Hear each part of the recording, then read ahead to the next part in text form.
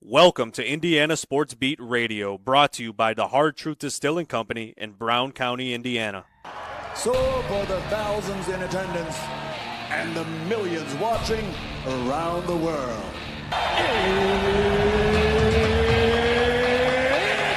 Time! Three on the way. Oh! It went in! It went in! And Indiana wins the ball game! Know your role and shut your mouth, you jabroni! Float game for the win! Ayla's gone. Goodbye, touchdown, Indy! Woo! IU! America! They got a football team now! Pretty simple. I win. Google me. You know that I'm the cream of the crop. Now, from the Hard Truth Studios, here's Jim Coyle.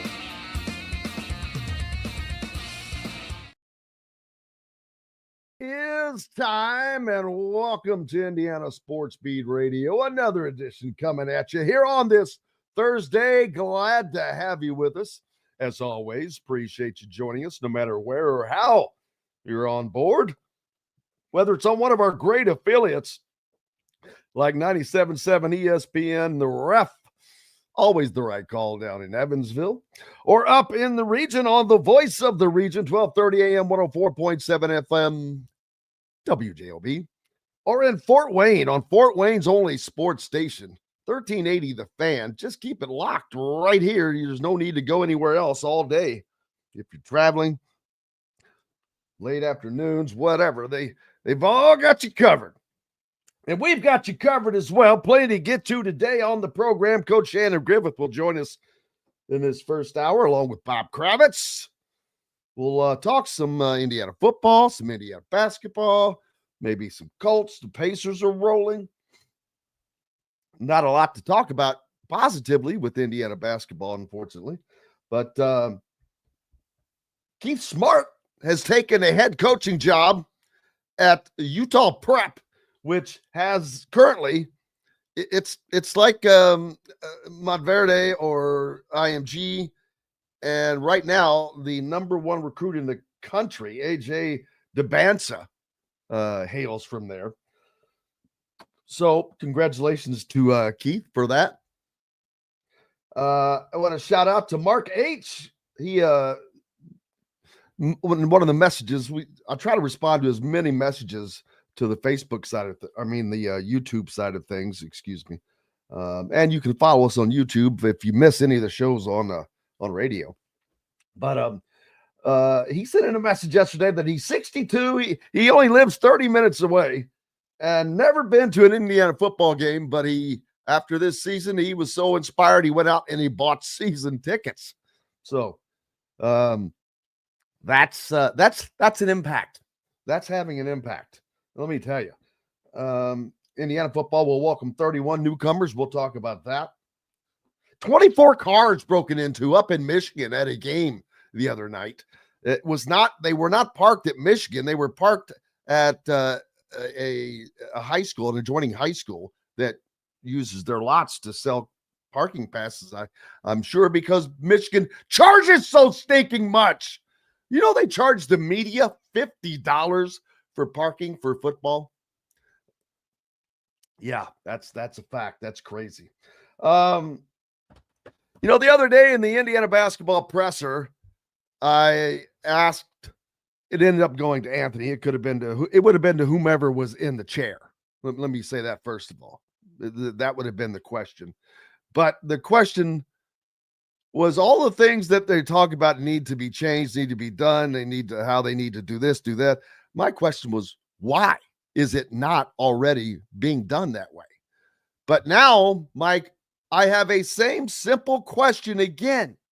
Why are you getting on social media and getting into a beef with a former player, a gigantic media personality, and I don't, it's right after a big loss as well. I mean, I don't get that. Why are they paying attention to that? Why are they not Why is the focus not elsewhere? And I have a problem with it. I got to tell you, maybe it's a generational thing, but maybe not. Maybe it's part of the problem. But why? Why? Pick your battles is a great lesson to learn in this situation, I think, is the best that I could offer. Learn to pick your battles. And because that's not a good battle to pick. Not the timing, not good. The look, not good. And I don't even know what was said. I have no idea what was even said, how it got started. But I know how it ended. So just thought I'd say that. Last night in the Big Ten, over the last couple of days, since what is today, the 16th? Yeah. So since Sunday, this week, you have had, let's see, Oregon goes to Penn State and gets a win over Penn State. So that Penn State win is starting to lose its luster. Maryland keeps winning. Rutgers knocked off UCLA to continue their slide. Indiana lost to Illinois. Wisconsin beat Ohio State. That was at home. USC put 99 on Iowa. Just saying. Michigan State battle. Penn State battles back though. Last night at Michigan State, Michigan Sparty wins that one 90-85. Purdue beats Washington out west 69-58. And then tonight, you've got Michigan at Minnesota, Maryland at Northwestern, and Rutgers at Nebraska. Indiana, of course, at Ohio State on Friday. We'll chat that up a little bit as well. But and then looking at the standings right now in the Big Ten, Sparty undefeated at 6-0 at the top. Tied with Michigan. They're 5-0. Purdue right behind them at 6-1. So that's those top three. They put some separation, but that'll change. Illinois at 5-2, right behind them, and then we'll stop there for that. But yeah, learn to pick your battles. That I still can't. I'm like, why, man? We got to take a quick break. Coach Shannon Griffith is going to join us. We'll talk some football, get you caught up on what's happening throughout the portal. Anything else that's going on in college football at the moment as we await the college football national championship coming on Monday. It's kind of slipped to the background for the minute. Let's see, before I hit the break, let's see, any questions from Brian? Said he had two IMG football players sitting behind him on his flight from Dallas yesterday. They had been on Texas school visits. Yeah, that makes sense. Any questions? Just trying to make sure I don't miss it. No, they will not, Fred. That's sure, but that's okay. But yeah, and that the comment the other night kind of went with it.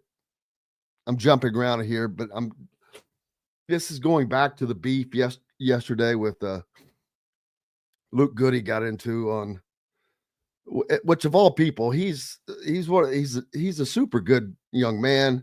Again, I think the frustration of this season is boiling over. I get it. I understand. Get off social media. Stop. Get away from all media. I mean, there's an easy fix to it. If you don't like something you're watching on TV, there's this thing they call a remote now. It used to be a channel changer. You'd have to actually do it by hand. But you have a remote, or you can even use your phone in a lot of cases. Change the channel. It's that simple. It's that simple. We've got to hit that break. We've got plenty coming up here today on Indiana Sports Beat Radio from the Hard Truth Distilling Company studios. Glad to have you with us. Back with more right after this. At Ben Davis Chevrolet and Ben Davis Ford in Auburn, we're your one-stop shop for all of your automotive needs. We have the area's best selection of over 300 vehicles, including new cars, trucks, vans, and SUVs. Plus a huge selection of pre-owned vehicles in stock. And if we don't have what you're looking for, we'll find it for you. We also have top-of-the-line service and parts, plus a collision repair center, and we're competitively priced on everything. For sales, service, collision, parts, and more, we do it all. Come see us today or visit us online at BenDavisChevrolet.com and BenDavisFord.com. Enjoy healthy, delicious meals at home without the hassle with the Fresh Fork. Chef-curated, ready-made meals delivered right to your doorstep. Proudly fueling IU athletes and now available to you with a menu that's always fresh and diverse, from hearty proteins to fresh salads. The Fresh Fork empowers you to make better food choices without compromising. Let the Fresh Fork help transform your lifestyle for a healthier way of living today at thefreshforkonline.com. Use promo code RADIO20 and get $20 off of your first order. Country living is just a swing away. It can be hard to find the exact home that fits your family's needs, so there couldn't be a better time to build a new home with Property Shore Construction. Now building exclusively south of Bloomington within the Stonecrest Golf community. Choose from one of the gorgeous Stonecrest Signature Series house plans. We have several lots available with scenic views of the golf course. Contact Amy Rhoda with Revesco Real Estate for additional information. 812-583-0919 or go to mystonecrestliving.com. Ugly Grouper, located on beautiful Anna Morale in Florida, is the place to be, and not just because they have unforgettable meals, including locally sourced seafood. The Ugly Grouper has your favorite craft beers and cocktails, along with live music every day. The Ugly Grouper is family-friendly, able to host private parties, and has the biggest grouper you've ever seen. The Ugly Grouper is the place to be on Anna Marie Island, Florida. Tell them Indiana Sports Beat sent you. Go to theuglygrouper.com for more information. Located on 325 acres in beautiful Brown County, Indiana, Hard Truth Distilling Company is the biggest and the best craft distillery around. While Hard Truth is already known for producing internationally awarded whiskeys and spirits like Hard Truth's sour mash bourbons, sweet mash, and hard road ryes, as well as their cinnamon vodka and the always popular toasted coconut rum. Hard Truth Distillery offers so much more. With a full-service restaurant, ATV, and distillery tours, as well as live music, you can spend an entire day at Hard Truth Distillery while making your entire family or group happy. And that's the Hard Truth. Hard Truth products are available across Indiana, as well as many other states. So no matter where you shop, if they don't carry your favorite Hard Truth product, tell them you want the truth, the Hard Truth. Hard Truth Distilling Company encourages you to enjoy all of their products responsibly and to never drink and drive. Welcome back, Indiana Sports Beat Radio, here on this Thursday. Glad to have you with us.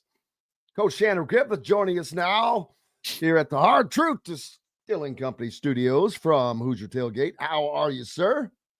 I'm doing good, and I have a little bit of advice for Luke Goody. When you win, say little. When you lose, say nothing. There's the best advice. But these are kids that, and it's an unfortunate situation. I hate, because Luke's a good guy. He's a good kid. Like I said, I'm sure that some frustration is boiling over, but you know what? Why are you hearing it? Why are you seeing it? Why are you looking at it? I just would think that there would be much bigger things to do, to focus on. Well, this is the reason when you start paying these kids, they become a little bit more exposed, and criticism becomes a little bit frequent when things are not going well, and they're going to have to learn to handle the heat in the kitchen when you're getting paid money, and at some institutions, a lot of money, and you're not performing well. And they're going to have, like you said, the coaches, the players themselves need to take the Twitter sphere and whatever and put it aside for the season. I talked to Curtis Rourke after the year a little bit, and he told me he completely abandons all social media during the season. Imagine that. And I asked him the reason, and he says, I don't need the noise, good, bad, or indifferent. And there's the good advice. So these kids are going to have to learn.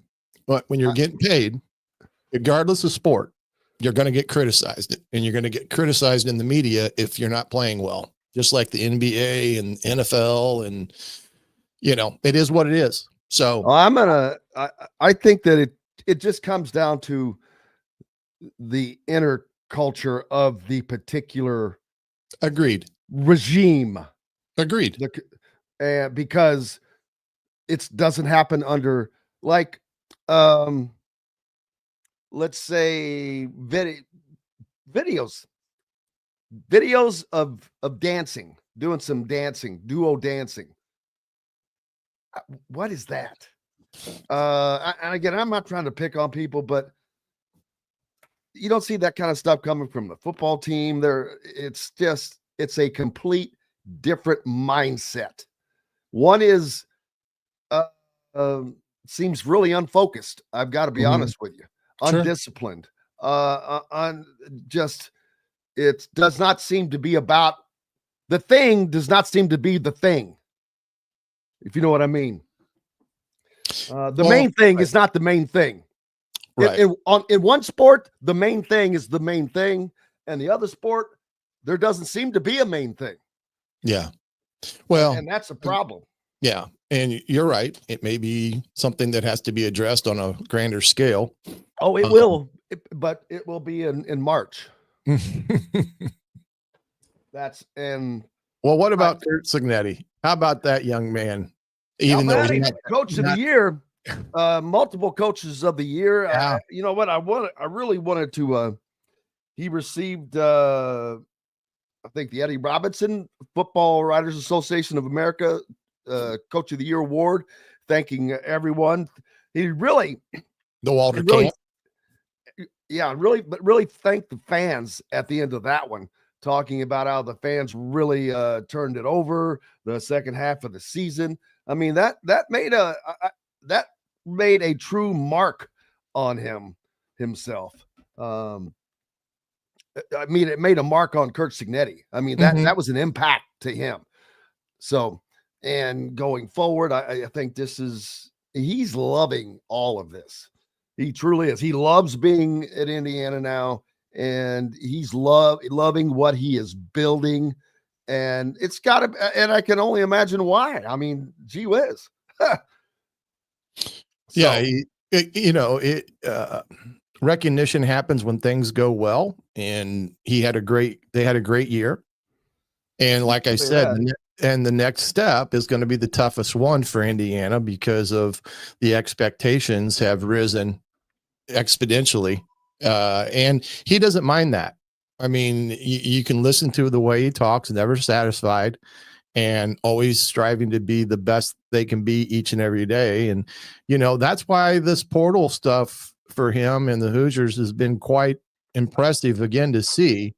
Well, let's talk about that because they're not bringing in, or they're bringing in more Power 4 talent.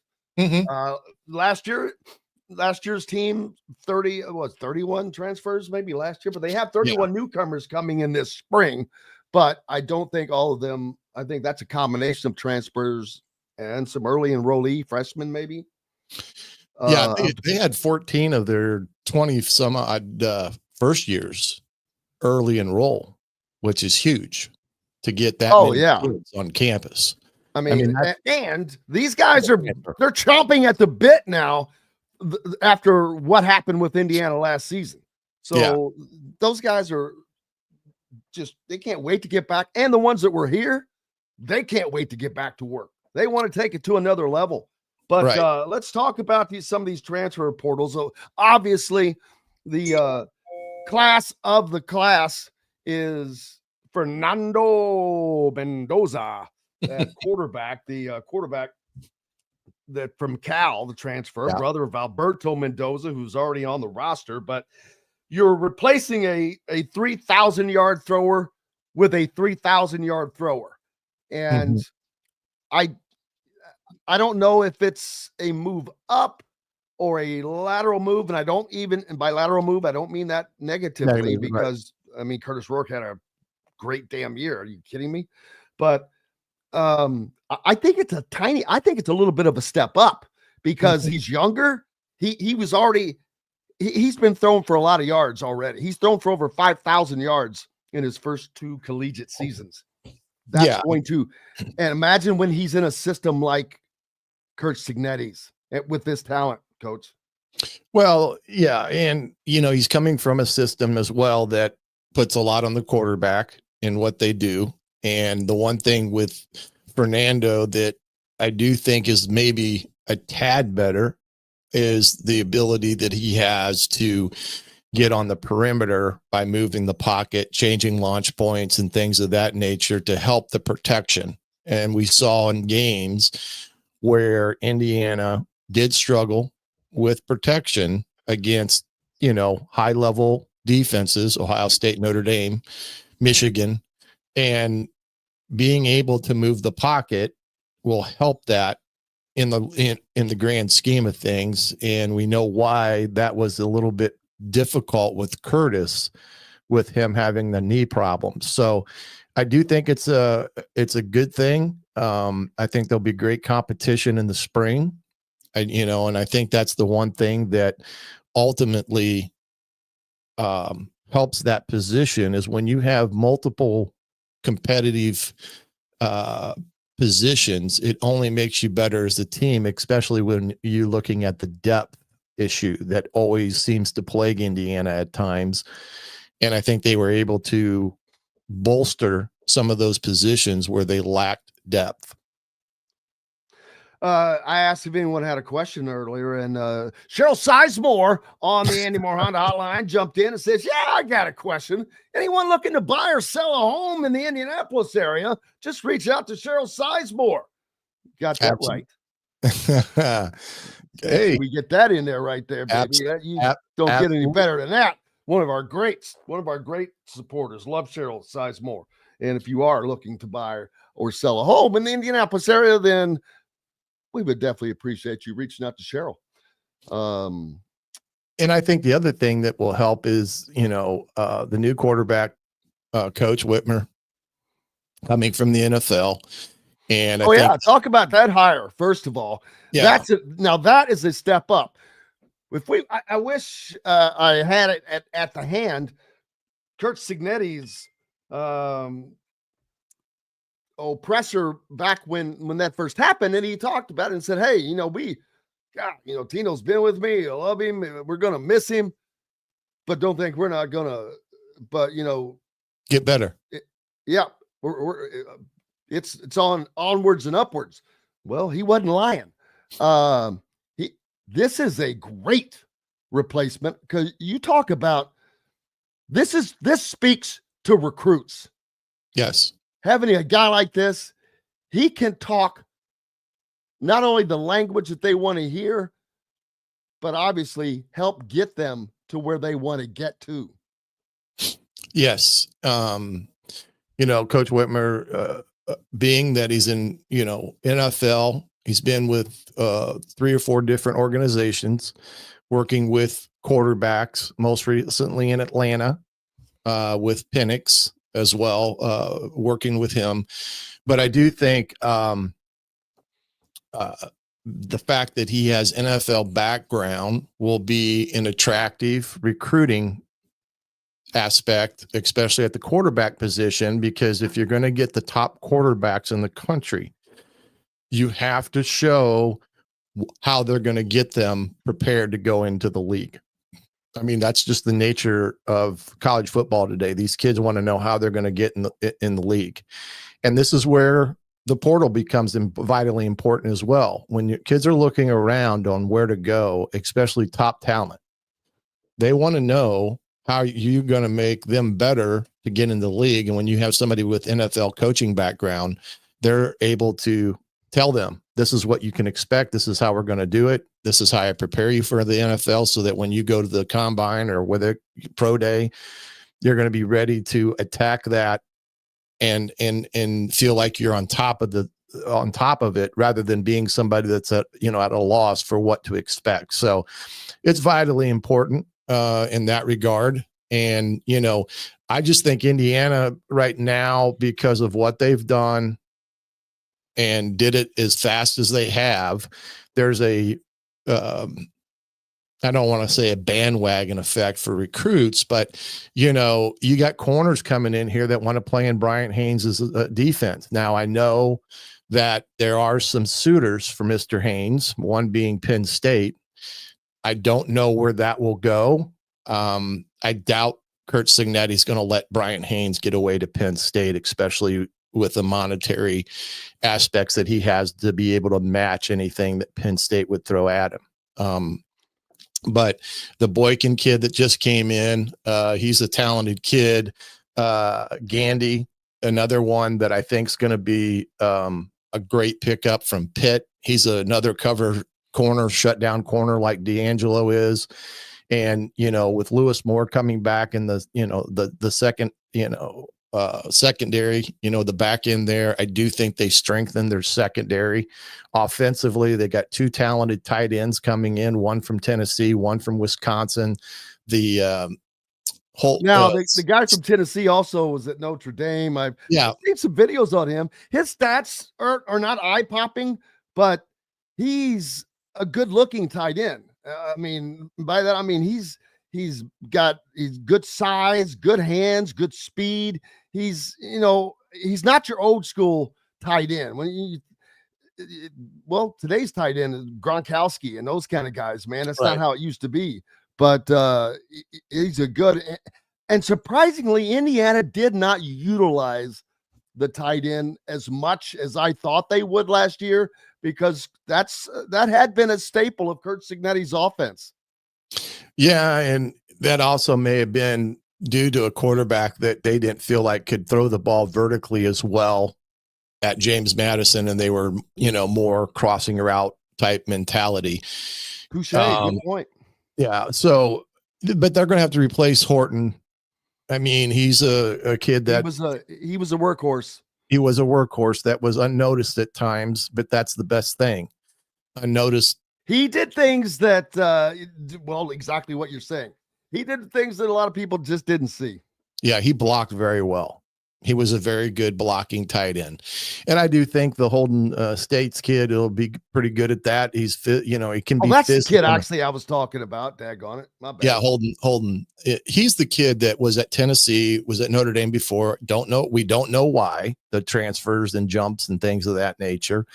If they can get what they need out of him, it's a win.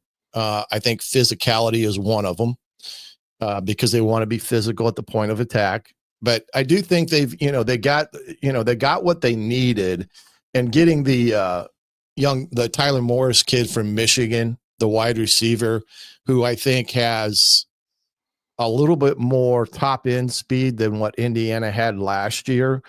He scored the first touchdown in the Michigan-Alabama game 2 years ago when Michigan beat Alabama. He had the first touchdown of the game, which was like a 38-yard touchdown. So, I do think they were able to upgrade in some positions and, save serves in others. But when you've got these many kids coming in from the portal, you've got 14 out of your recruiting class coming in, early enrollees, man, you're a step ahead in everything that you're going to do from now until the end of spring ball for this year. And it's going to be absolutely interesting to see. They are, and having done it now, this being the second year, is also puts them ahead. Coach Shannon Griffith from Hoosier Tailgate joins us each week, and we're probably going to start doing this a couple times a week. There's just so much to talk about, and it's a lot more fun. I'll be honest with you.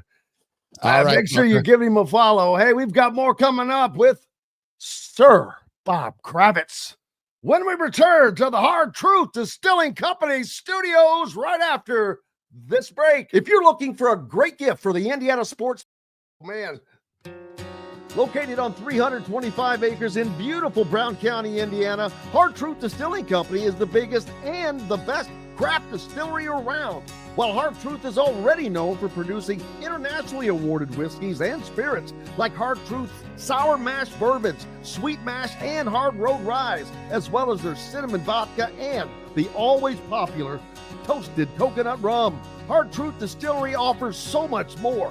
With a full-service restaurant, ATV, and distillery tours, as well as live music, you can spend an entire day at Hard Truth Distillery while making your entire family or group happy. And that's the Hard Truth. Hard Truth products are available across Indiana, as well as many other states. So no matter where you shop, if they don't carry your favorite Hard Truth product, tell them you want the truth, the Hard Truth.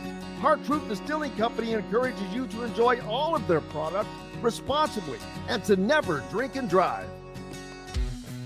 When it comes to apparel and promotions, Freethink has you covered, literally, whether it's 24 or 200 shirts for sports leagues, businesses, or groups. Freethink Apparel and Promotions can also create your very own merchandising store. Freethink Apparel and Promotions did it for Indiana Sports Beat Radio, and they can do it for you. Whether it's screen printing, embroidery, digital printing, promotional products, vehicle wraps, or anything else under the promotional line. See what Freethink Apparel and Promotions can do for you at freethinkapparel.com. Know a team or group needing a fundraiser? Boost Fundraising raises more money faster and offers the most unique and user-friendly online fundraiser in the nation. Your team receives personalized fundraising pages for each team member. Free team-branded promo gifts shipped to each donor. Boost Fundraising does it all. Sports teams, marching bands, charity causes, and community groups. Go to boostfundraising.com and be sure to enter the promo code COYLE, that's COYLE, to receive a discounted fundraiser. If you're looking for a home in the Indianapolis area, you need Cheryl Sizemore from RE/MAX Advanced Realty. Cheryl Sizemore has over 2 decades of experience, and that could be the difference in getting the home you want in today's tough housing market. Reach out to Cheryl Sizemore from RE/MAX Realty at cheryl@indyhomepros.com or 317-701-0838. 317-701-0838. Let Cheryl Sizemore help you find the home you want today. At Ben Davis Chevrolet and Ben Davis Ford in Auburn, we're your one-stop shop for all of your automotive needs. We have the area's best selection of over 300 vehicles, including new cars, trucks, vans, and SUVs. Plus a huge selection of pre-owned vehicles in stock. And if we don't have what you're looking for, we'll find it for you. We also have top-of-the-line service and parts, plus a collision repair center, and we're competitively priced on everything. For sales, service, collision, parts, and more, we do it all. Come see us today or visit us online at bendavischevrolet.com and bendavisford.com. Welcome back to the Hard Truth Distilling Company studios here on this beautiful Thursday. Sir Bob Kravitz from justbobkravitz.com. There's no sir on front of that one. Nope. How are you? I'm tremendous. How are you? I'm not, I can't say I'm tremendous, but I love that. I love that. Yeah. What causes the tremendous feeling of today? A good night's sleep. That always helps. I just rolled out of bed and you go at it. Just attack the day. It's gonna attack the day, by God. Love it. That is the man. What is new with Sir Bob Kravitz? Not a lot. I'm gonna dive into the IU situation at some point here very soon. Is there a situation? Apparently there is. Apparently it's not a good thing to lose back-to-back games by 25 points. So you're saying it's not all kumbaya down in Bloomington?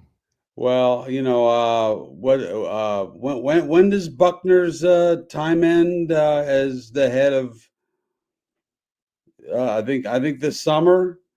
Is it coming up? Yeah, it's coming up. Isn't that coincidental? Yeah. So, boy, save for a miracle comeback, it's just hard to imagine that Mike comes back next year. Quite honestly, I have questions whether he'll even finish out the season. Now that's Indiana. That would be his own decision. I don't see Indiana making a move either way until the season has completed. They just have not done that sort of thing. Now, in this case, I'm not sure it wouldn't be the best thing. Right. Because that way you capture some momentum, and not necessarily by wins, but fans would at least take it as, okay, they care, they're going to do something about it. Because I'm not, obviously change is afoot. There's this team is not going to magically get better, people. It's been 4 years of the same thing. And so it's not going to change. It's not the players. It is the same old thing. Rick Bozos was on with me yesterday and just said, the whole regime has to be cleansed a la football, which is what they did. And I get it. Why? How deep that goes, I don't know. Let me ask you a question. I'm interviewing you. Why do you think it hasn't worked with Mike? Boy, that's easy. Now, for now, he is not, his coaching philosophy does not mirror that of today's game. Okay. Players that play for him or don't seem to have discipline. None. You have a list of things, transgressions that have happened just this season already, with Gallo in the Bahamas. Somebody listed this earlier. Ballo recently in a bar. Right. Now you've got Luke Goody getting into a social media beef. It's ridiculous. That kid needs to shut the hell up. And I hate, he's as good a kid as a guy as there is on there, but I agree with you. And I said that earlier. What the hell? Why? The other night, you just lost your second game by 25 points. Far be it for me to defend the other radio schmuck. Okay, that's not my thing. But your words, not mine. Yeah, it's my word. But you just can't. You just got beat by 25. And you're ripping on a local radio guy. I mean, not only just a radio guy, a guy who was played at Indiana, who played for Bob Knight, who was at Indiana for 13 years. 13 years, exactly. Who has given a long time, who has a lot of basketball knowledge. Mm-hmm. You know what? Yeah, I get it that he's got a half crowd, and that's fine. That's his job, but all of that stuff aside, boy, pick your battles and pick the timing of them. Read the room, man. You just got poleaxed by 25 points for the second night in a row. I mean, people are not gonna side with you. This all comes back to there's just no discipline of any kind. None. And that does not mean being punished or that. It's being able to stay within the confines of focus of this, that, the other thing. Where is the focus? How is this in your periphery right now? Right. And I mentioned this earlier, but it's because I don't think I know it doesn't get asked enough. The other night when I got to ask my question in the presser, it went to Anthony Leal just because he happened to be in there. He was in there with Luke, but since he was one of the veterans on the team, I asked it of him, and he had already laid out things that the team needed to do, changes they needed to make. They need to play harder and play with more pride, and they need to do this. My question was simply, why is it not already like that? Why is it not already happening? And it's the same question here. Why are you doing this? Why? It's the questions. If people will go look at the pressers, listen to the questions that are asked of Mike. If you listen to every question that he gets asked, I don't think he answers a single question. He gives an answer, but he does not answer a single question that is posed. I just gotta get him over the hump. My ball get him better. Gotta get him better. It's up to me. Now, if you go listen to other coaches, they talk about specifics. Right. But it's because they're tuned into specifics that sticks out in their mind. And, the only thing that I remember from Mike's presser of specifics that was not of got to do this, I got to get him. Oh, well, we got to get Malik back. We got to get Malik back. Yeah. Oh, yeah. And I'm like, yeah, because you've been missing Malik so badly. We haven't played well without him these last 2 games. I'm like, well, you had him against Louisville and Gonzaga. How did that work out? It's exactly the same thing we heard about X. Well, I lost X and I didn't really have a backup. And, without X, we were lost without our point. Shut up. Give me a break.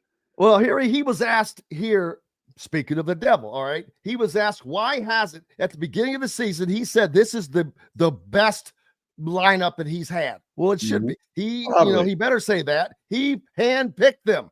Right. And it's one of the highest payrolls in the country. It's over $5 million. I want to say, Mike, this is the roster in October you said was the, I think, most talented you've had here. Is there a reason you can look at for just why it hasn't really clicked yet? Well, again, I mean, you miss your leading scorer the last 5-6 games. I mean, that doesn't help. But again, I've always said, we won games without Malik, was next man up. And these last 2 games, we haven't fared well without him. So hopefully we'll get him back soon and I can get guys playing back at a high level so we can get back on the winning track. When were they on the winning track? When were they playing at a high level? They had 64th in the net rankings right now. Yeah, they put together a couple of decent performances before these back-to-back losses. So they win like 4 in a row, 3 in a row, 5 in a row, five in a row. I think. Yeah, so they were playing a little bit better, and I saw one of their games. I thought, boy, they're so much better with one big. Well, where'd that conversation go? Now that's not even a conversation because one big or 2 bigs, they're getting their asses beat. Yeah, it's just. But again, the answer to that question, all I got out of that was Malik getting Malik back. Oh yeah. Well, again, it's the same thing as X a couple of years ago. I mean, it just he just doesn't seem to be engaged. He just seems like a guy who spent 30 years in the NBA, who's doing this on a lark. This seems like a part-time gig. That's what it feels like. It doesn't feel like he's completely in, if that makes any sense.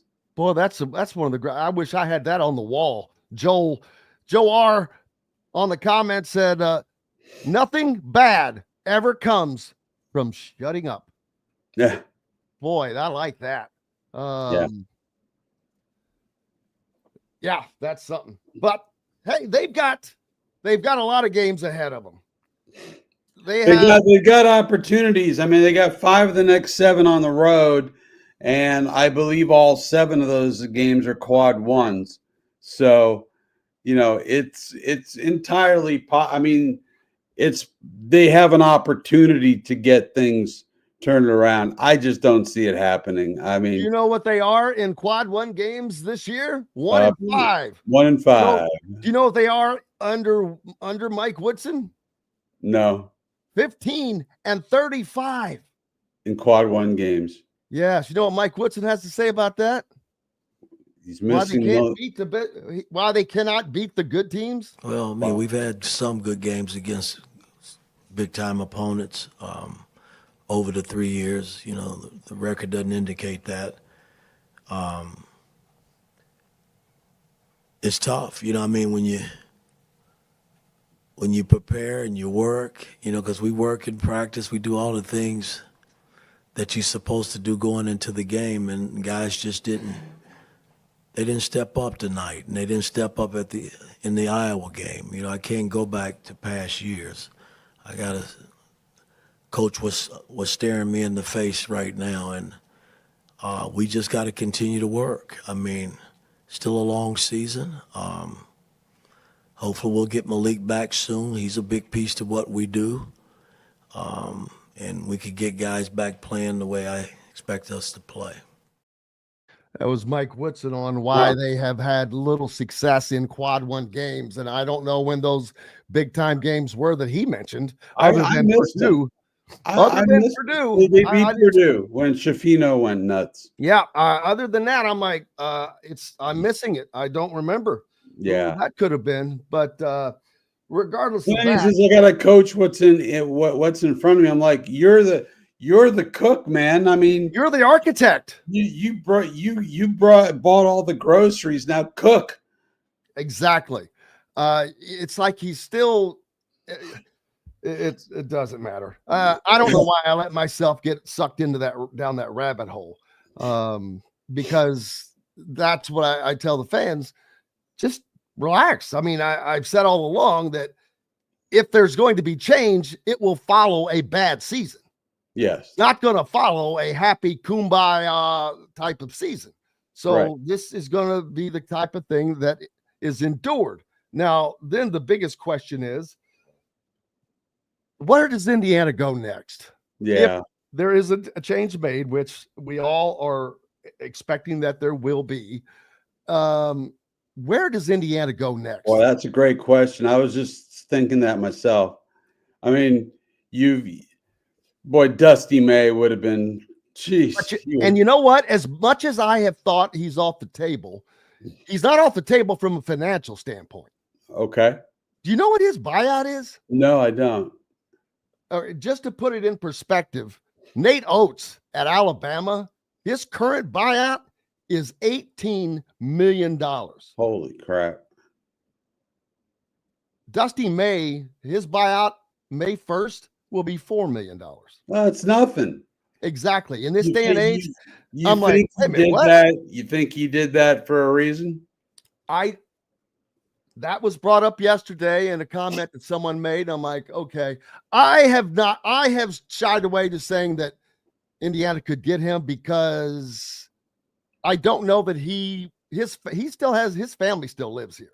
You know, For those of you that don't know, Dusty is from Greene County, which borders Monroe County, or close thereabouts. It's 30 minutes away from Bloomington. So his family is here, but I don't know that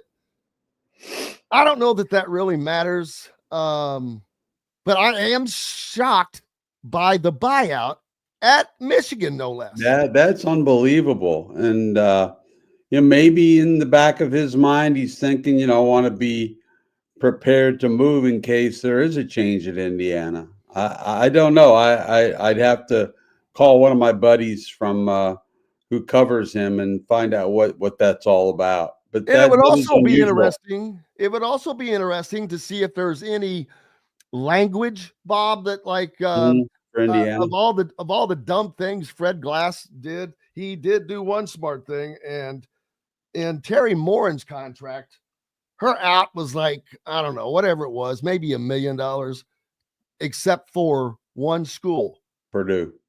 And it was like, 20 million or something ridiculous. And I'm like, that's funny. It is funny. It was funny. But there have been other guys through the years that have had caveats in their contracts, except for if this opens up. Right. I doubt that he has that per se, but $4 million is that's a drop in the bucket. And a buyout. And the buyout for Woodson would be twice that amount, but that one could be spread out over 8 years. Right.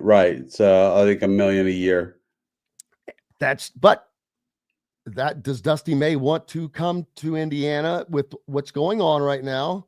And does he want to, or does he even want to leave Michigan with what he's building there right now, which he's tied for first in the conference in his first season? I know.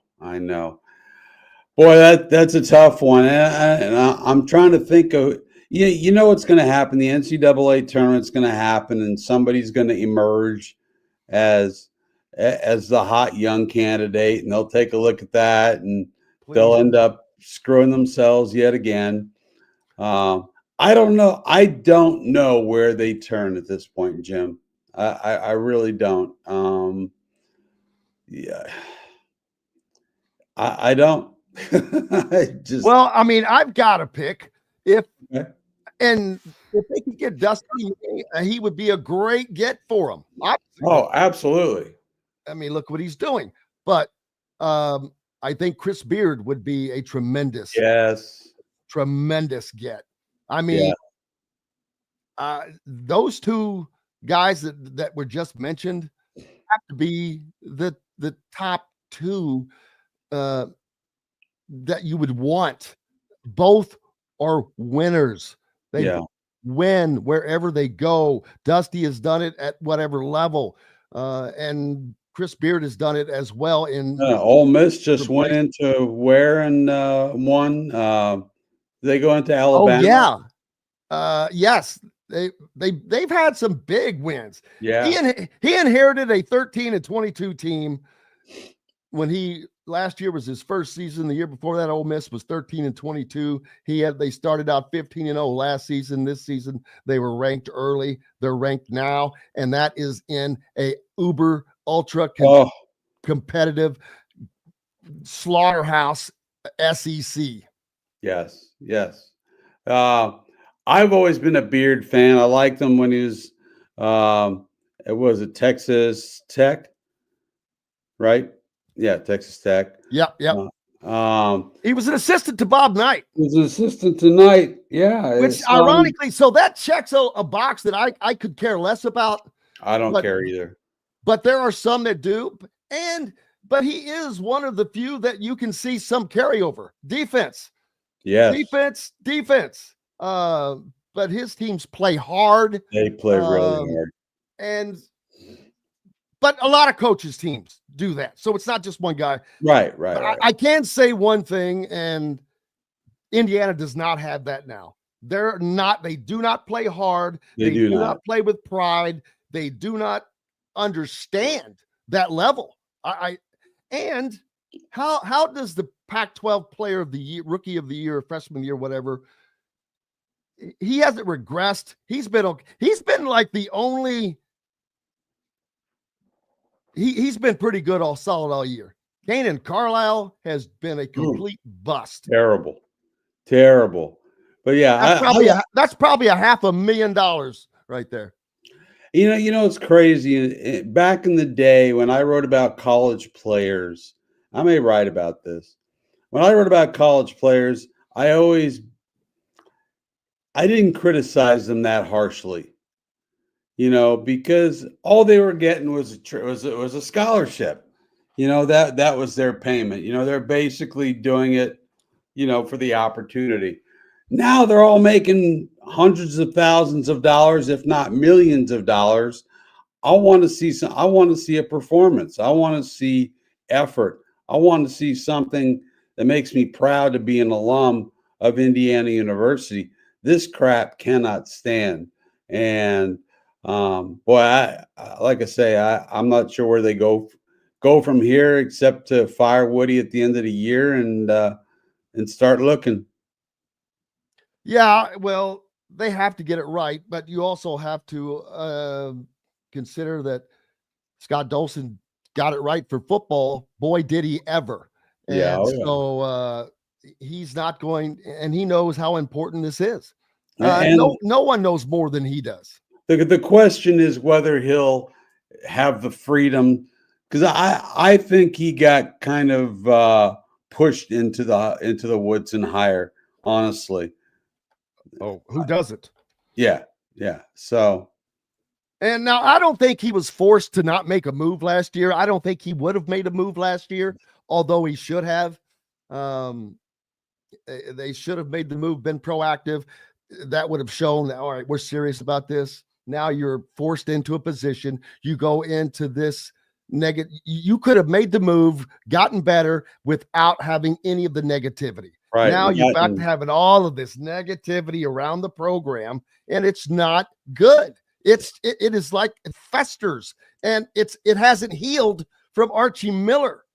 No, it really hasn't. I just don't feel like Woody is completely committed.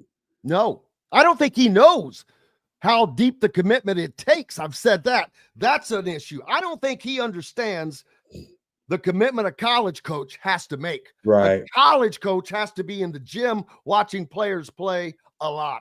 A college coach has to have the drive to want to do that.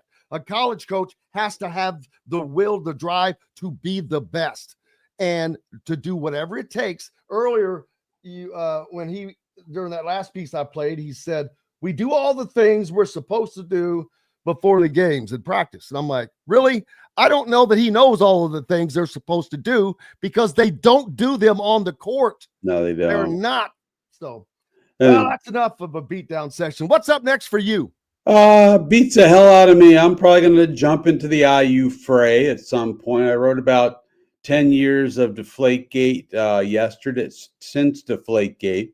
I wrote that yesterday. And so, yeah, I'm just rolling on here. Well, make sure you're a subscriber to BobKravitz.com. Appreciate it. Substack. Sir Bob Kravitz, appreciate you. All right. Thank you, buddy. Thank you, sir. That's going to wrap it up for this hour. We've got more coming up, including Chris Denari and Cambro, Kevin Brockway, back with more on the backside to the Hard Truth Distilling Company Studios. Andy Moore Honda is Bloomington's #1 Honda dealer for a reason. Buy a new Honda and get a 3-month break from car payments. That's right, no payments for 90 days. That includes the all-new, all-electric Honda Prologue, and you get it for just 0.9% financing. Or the 2024 Honda Ridgeline Black Edition or the Honda Accord LX, both for just 1.9% financing. Get more to your door from AndyMooreHonda.com, Bloomington's #1 Honda dealer and your best place for new and used vehicles.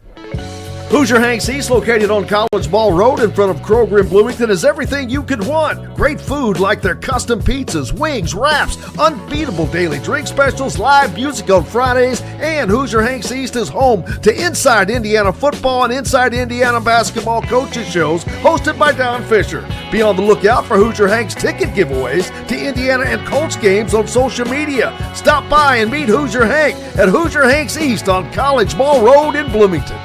Hungry for something a little different? Well, head to the Rusty Gator Fork and Ale in Bedford, where oceanic flavors meet southern charm with a Cajun flair, like their loaded voodoo fries, gator bites, or jambalaya, and so much more. The Rusty Gator also has live music each Friday and Saturday night with some of the best local and regional artists around.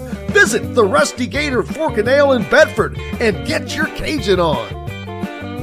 If you're looking for a home in the Indianapolis area, you need Cheryl Sizemore from RE/MAX Advanced Realty. Cheryl Sizemore has over 2 decades of experience, and that could be the difference in getting the home you want in today's tough housing market. Reach out to Cheryl Sizemore from RE/MAX Realty at Cheryl@IndyHomePros.com or 317-701-0838. 317-701-0838. Let Cheryl Sizemore help you find the home you want today.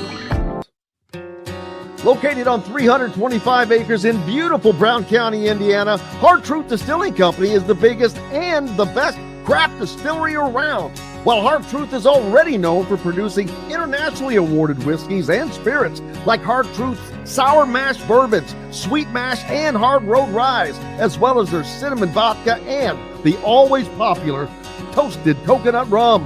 Hard Truth Distillery offers so much more. With a full-service restaurant, ATV, and distillery tours, as well as live music, you can spend an entire day at Hard Truth Distillery while making your entire family or group happy. And that's the Hard Truth.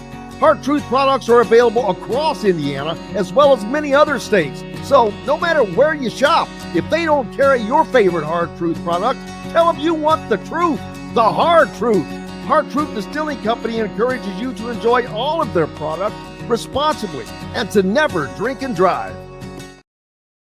Welcome back, Indiana Sports Beat Radio on this Thursday. Thank you so much for being with us. Excuse me. As always, we greatly appreciate having you along, and all of you on the Andy Moranda hotline as well, following along on our YouTube channel. And if you're not in an area where you can find us on radio, or you miss one of the broadcasts, you can always pick it back up on our YouTube channel at Indiana Sports Beat Radio.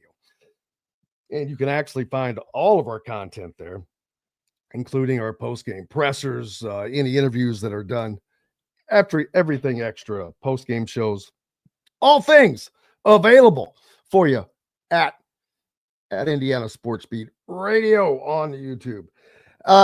And be a subscriber if you're not already. Please, it's free. Just hit this as a subscribe button, notifications toggle, and the like buttons while you're at it. And since I'm talking all the mumbo jumbo, give me a follow on Twitter, keeping up with everything when we're at the games and all of that, at Jim Coyle ISB. Pull out your phone and just lock it in right now. What's up next for you? Indiana basketball, Ohio State tomorrow night. We've got the College Football National Championship coming up on Monday. I mentioned earlier, Indiana will welcome 31 newcomers to in the spring semester on their football squad. That quarterback that left UNLV over an NIL dispute last season, he is going to JMU. It's funny how much JMU seems to be popping up, but I think it's just more in the forefront of our minds now with Kurt Cignetti in the fold here, of course.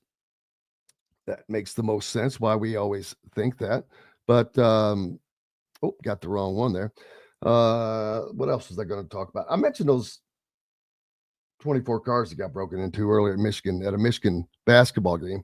That sucked. Wouldn't that just sucked? All the windows were smashed. Over 24 cars. Can you imagine walking out in the cold and finding your windows just smashed in, cars full of broken glass? And it said wallets and purses and things like that were stolen. Well, why would you not put that stuff in the trunk or hide it? If it's in plain sight, that was kind of dumb. I saw earlier someone mentioned Floyd Central at Jeffersonville on Friday night. Southern Indiana basketball battle. Know both of those coaches. I love Sharon. Sharon knows I love him. But that's the only time I cannot cheer for Sharon is when they play the Highlanders. And so, no cheering for Jeffersonville for me this week. Let's see. I mentioned Keith Smart. How about that? I'm trying to get Keith on to talk about that new job for him. I was a little surprised, and I was wondering what. It's so ironic because when USC was here, Eric Musselman came to USC from Arkansas, where Keith Smart was an assistant, and I thought that he had came to USC with him.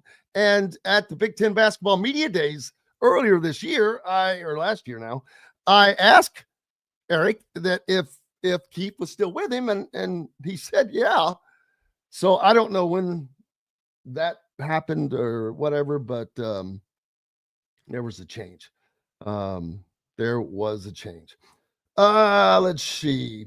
Russell says that media should not, or anyone with a voice should not be personally attacking kids on basketball teams, even if they are being paid, in his opinion. Well, what's a kid? First of all, is a 20-year-old man, is a 21-year-old man, is a 22-year-old man. When do they stop being kids? And we're not talking about being paid minimum wage. We're talking about being paid more than most people will make in 10 years. More than the average person will make in 10 years. So that's my pushback to that being the reason. Now, I'm not saying that gives open license for anyone. I'll tell you what I was most disappointed with. I just happened to see it on Twitter, and I saw his post, and I saw the responses. An overwhelming number of them basically were saying, dude, why are you doing this? It's, not good either way. But a lot of them were negative, real negative about it. Some people say things like, you're a loser. You did that. I'm like, wow, you're an idiot. Anybody that's writing you're a loser is an idiot. I mean, you might as well just tattoo idiot on your forehead. You're so bravely calling people losers that you don't know, that you have no interact, that you've never met, that you know nothing about personally. That's not okay to me. People should have to have a license to be on platforms like Twitter. Let Facebook continue to be the platform of the people. But that's why, if you ever notice why you hear the crazy, stupid rumors on Facebook, you don't see that on Twitter. Not that there isn't some wrong information sometimes on Twitter. It's just that it gets wrong. On Facebook, which I don't go on personally, it's crazy land because it is people who don't know what they're talking about, who hear a rumor from someone, but they believe it, and then it just continues to spread. I had someone reach out to me yesterday, say, are you hearing all the same crazy stuff? And I'm like, I don't know what you're talking about. I said, other than, the fire Woodson stuff. Oh, he listed out these list of things. Oh, they're supposed to have meetings that probably have already taken place with some certain people, and supposedly they're going to ask him to step down after the 2 road games. And I'm like, this is utter stupidity. I said, and anyone that believes this is crazy. But these conversations are being had by people that don't know what they're talking about. People, I will say this. If there is big information about anything, guess where it's not going to come from? Facebook. Facebook is not a source of news. It's a source of rumor. Now, people do repeat news on there a lot, but it's not a source for anything. And a lot of times, it's even when it's right, it's bastardized, which means it's not all correct. Don't get your news from there, and don't spread misinformation from there. It's just it's crazy, in my opinion. But that's just me. I would go nuts if I lived on Facebook. It is crazy. I'm going to go ahead and take an early break. We'll jump ahead. Chris not able to be with us today, but that means we get to do a double dose of Gabriel. Kevin Brockway. You know what that is. You know what that means, don't you? Where are we? He loves it. Oh, man, did I lose it? Oh, please tell me I did not. But I think I did. We'll be back with more Indiana Sports Beat Radio from the Hard Truth Distilling Company studios right after this break from our local sponsors. Make sure you're supporting them, by the way. We appreciate them all. And we will have Chris Denari when we return. Andy Moore Honda is Bloomington's #1 Honda dealer for a reason. Buy a new Honda and get a 3-month break from car payments. That's right, no payments for 90 days. That includes the all-new, all-electric Honda Prologue, and you get it for just 0.9% financing. Or the 2024 Honda Ridgeline Black Edition or the Honda Accord LX, both for just 1.9% financing. Get more to your door from AndyMooreHonda.com, Bloomington's #1 Honda dealer and your best place for new and used vehicles. Hoosier Hanks East, located on College Ball Road in front of Kroger in Bloomington, is everything you could want. Great food like their custom pizzas, wings, wraps, unbeatable daily drink specials, live music on Fridays, and Hoosier Hanks East is home to Inside Indiana Football and Inside Indiana Basketball coaches shows hosted by Don Fisher. Be on the lookout for Hoosier Hanks ticket giveaways to Indiana and Colts games on social media. Stop by and meet Hoosier Hank at Hoosier Hanks East on College Ball Road in Bloomington. Hungry for something a little different? Well, head to the Rusty Gator Fork and Ale in Bedford, where oceanic flavors meet southern charm with a Cajun flair, like their loaded voodoo fries, gator bite, or jambalaya, and so much more. The Rusty Gator also has live music each Friday and Saturday night with some of the best local and regional artists around. Visit the Rusty Gator Fork and Ale in Bedford and get your Cajun on. If you're looking for a home in the Indianapolis area, you need Cheryl Sizemore from RE/MAX Advanced Realty. Cheryl Sizemore has over 2 decades of experience, and that could be the difference in getting the home you want in today's tough housing market. Reach out to Cheryl Sizemore from RE/MAX Realty at cheryl@indyhomepros.com or 317-701-0838. 317-701-0838. Let Cheryl Sizemore help you find the home you want today.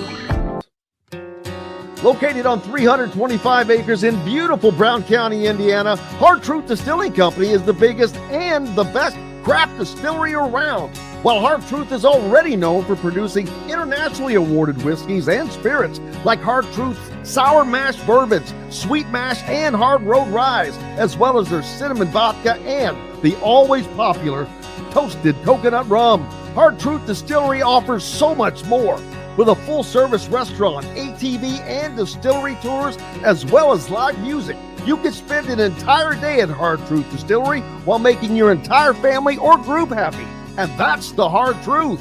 Hard Truth products are available across Indiana as well as many other states. So no matter where you shop, if they don't carry your favorite Hard Truth product, tell them you want the truth, the Hard Truth.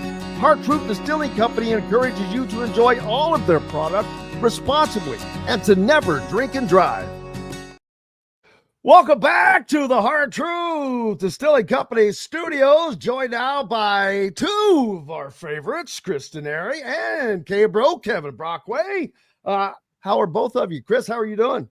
I'm going to guess that Kevin's weather is a little bit better than ours, right? Where he's located. I am doing fine. Snowy Detroit, getting ready for Pacers Pistons tonight. Start the second half of the season. It's hard to believe we've already played 41 games, but tonight is game 42. Indiana had its win streak snapped the other night, losing to Cleveland, but still playing really good basketball. Yeah, won like 7 out of 9, right? Yeah, we've won. Let's see, Pacers won 12 of 16, so 12-4 the last 16. Those are K-Bro kind of numbers. Yeah, well, it'll be interesting tonight. Aaron Nesmith could be back in action after missing 30-plus games. We'll have to wait and see about Tyrese Halliburton and that left groin. But the bad news is Benedict Mathurin was given a 1-game suspension for the other night, talking not very nice to the official and bumping her. And he was out of line. And so the Pacers are going to have to play without Benedict Mathurin tonight. Okay, bro. Do you get to follow any NBA? Well, I was going to mention, Chris, the Pistons much improved this season. Yes. Nice to see them get off the mat a little bit after so many struggling seasons. And, of course, Cade Cunningham, who went to Montverde, is a guy that is kind of spearheading the charge up there. So I think that's good to see because that's a storied franchise, as we know, the bad boys in the 90s. To see them come back a little bit isn't too bad. Yeah, but, you were talking about the weather down here, and you would be surprised that we are in Florida winter up here in Gainesville. It's 49. It's gotten down to the 30s a few nights up here, so it's not necessarily as tropical as you would think in January. This is being the northern part of the state. These are the days that I wish I was a little further south down in West Palm in Miami, trust me. We haven't snipped 39 degrees in, I don't even know, 15 days probably. We've My had the blood is same thinner snow since out I here. left Indiana, unfortunately, Jim. So Oh, I'm sure. I'm playing that little fiddle for you. Playing that little fiddle for you. Chris, on the other hand, up in Detroit, at least you're covering basketball and not football. Yeah, at least we're playing inside. But again, Detroit has a dome as well, just like Lucas Oil Stadium. So I guess that would be the good news if there was a football game. Detroit getting ready for a big playoff game, no question about that in the NFL. That'll be this weekend. To Kevin's point, yeah, Detroit is much better. You could sense that on opening night. We played the very first game of the season here in October. And that's when Jaden Ivey was healthy, and you just knew he was going to have a tremendous year, and he was until he broke his fibula about a week or so ago. But yeah, this is a much better team. They added 3 veterans. Tobias Harris, that had played in Philadelphia, helped them go to the playoffs. Malik Beasley played last year in Milwaukee, and then Tim Hardaway Jr., the former Michigan standout, was a member of the Dallas Mavericks for so many years. And they went to the NBA Finals. Those 3 guys have really added a lot to this young team. And then, as Kevin said, Cade Cunningham is tremendous. I mean, he's going to be an all-star this year. So it's a very good Detroit team, much, much improved. And the Pacers, especially without Mathurin, maybe without Halliburton, they'll have their hands full tonight, no question.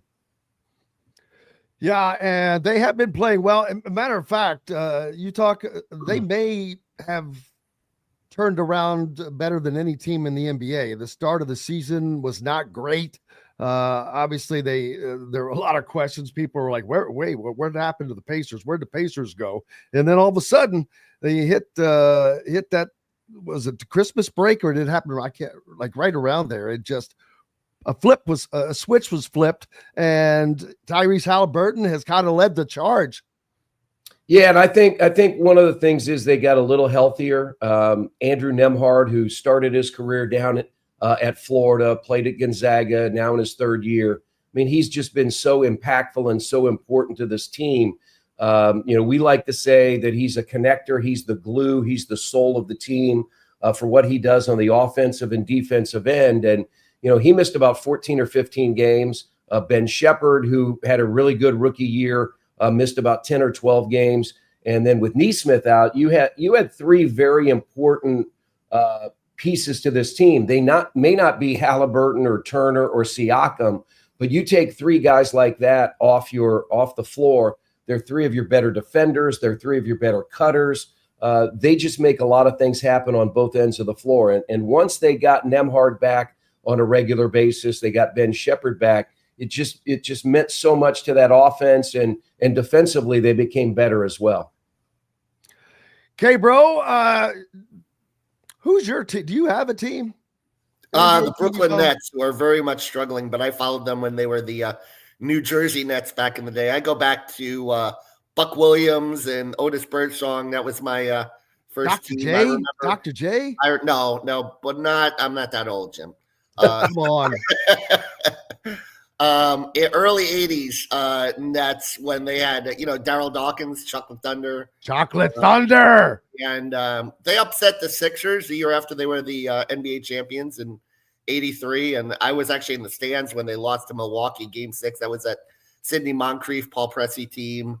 I go back to the 80s with the NBA when they were the New Jersey Nets, and I never thought I would see them make the NBA Finals in my lifetime, but those Jason Kidd teams were kind of knocking on the door. They just ran into 2 great dynasties at the time in the Lakers and the Spurs. But I think since they've moved to Brooklyn, they've tried to get it right, and it hasn't worked out. But Sean Marks is going younger. Maybe that's the way to go. And I think Fernandez, their coach, is he's got some promise as well. I think that they seem to like playing for him, and he plays really hard. But we let Kenny Atkinson go, and look at what he's doing. It's like amazing. Yeah, no question about that. I mean, I agree with you. I think they've gone really, really young. I woke up this morning. They were out on the West Coast, and I saw that score. They got beat by 50 last night by the Clippers. They scored 67 points. It's tough when you take a young team on the road and you're trying to rebuild. I mean, the Pacers lost to them early in the year. And then the Pacers beat them about a week or so ago. But you could tell just how much they like playing for Jordy Fernandez. He was the Canadian national team coach, and they just have interchangeable parts. And so it's going to, it takes a while to sort of rebuild a franchise. They tried to do that, Kevin, right, when they brought in Durant and they had Kyrie Irving, and you thought, well, this might be the real opportunity for the Nets to get back to where they used to be, but it just didn't work out. And now they've got to start out and sort of rebuild it again. No question. And hopefully the season continues. They have made a huge jump in the standings, in the Eastern Conference standings along the way. They were okay down in the 10 mark, and then they moved up a little bit. Then they jumped up to, I haven't looked here lately, but they were around the 5th or 6th mark last time I checked. Yeah, I mean, right now it's 4 through about 9 is there's a bunch of teams. Pacers were just a few days ago they were in 5th. I think they've dropped to 6th or 7th. I mean, it changes every night. I mean, you have a lot of teams either 2 to 3 games above 500 to 2 to 3 games below 500. And this is an important stretch for the Pacers. They ended the first half of the season at 22-19. Second half of the season starts tonight. At one point, they were 22-18. But you've got Detroit tonight, Philadelphia at home on Saturday, and then on Sunday, the team heads to Paris for 2 games. They'll play the San Antonio Spurs next week, which, to me, it's going to be 2 home games for Wemby, right? I mean, there'll be a lot of, people in France rooting for the San Antonio Spurs. So that could be a tough situation for the Pacers. I think I told you, Jim, next Thursday when we do this, I will not be in Paris, France. I will be in St. Louis, Missouri. That is where I will be broadcasting the games from, across the street from Busch Stadium at the Cardinals facility. So not going to asked to be sent to Gainesville. Well, the thing about Kevin just said it's like 39 degrees. I thought if I could be sent to Gainesville, I could do it outside on a patio somewhere. True that. Yeah, Dustin DePirick is on with us each Monday, and he is also not going to be making the trip to Paris. I tell you the same thing I told him. I guess we should get you all a couple of berets so you can wear instead. But at least Dustin will be watching our telecast in Indianapolis. At least I will be in St. Louis, right? I mean, that's got a little French. Right. Now, you have to say that on the broadcast. Every time you say, well, you probably won't tell people you're coming from St. Louis. No, I think we'll have to, because I'm sure when we come on camera, they're going to see us in a studio. That will have Pacers logos and all that kind of stuff. But no, Pacers studio. Welcome back to the Pacers studio. Welcome back to the Pacers studio, miles and miles away from Paris, France. Yeah, in Missouri. Well, Chris, buddy, I wish you the best. I hope you stay warm in Detroit, brother. We will try to do so, and we will talk to you next week. Absolutely. Chris Denari, the voice. Chris, great to see you, man. Great to see you, Kevin. Thanks. We've got more coming up here on Indiana Sports Beat Radio. K-Bro is with us. We're back with more from the Hard Truth Distilling Company studios right after this break. Andy Moore Honda is Bloomington's #1 Honda dealer for a reason. Buy a new Honda and get a 3-month break from car payments. That's right, no payments for 90 days. That includes the all-new, all-electric Honda Prologue, and you get it for just 0.9% financing. Or the 2024 Honda Ridgeline Black Edition or the Honda Accord LX, both for just 1.9% financing.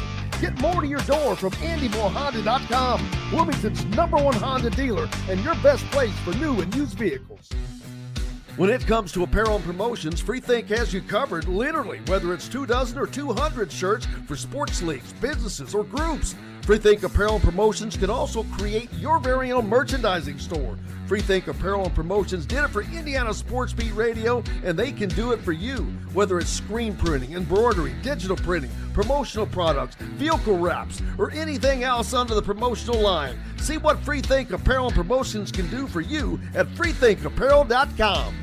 Enjoy healthy, delicious meals at home without the hassle with the Fresh Fork. Chef-curated, ready-made meals delivered right to your doorstep.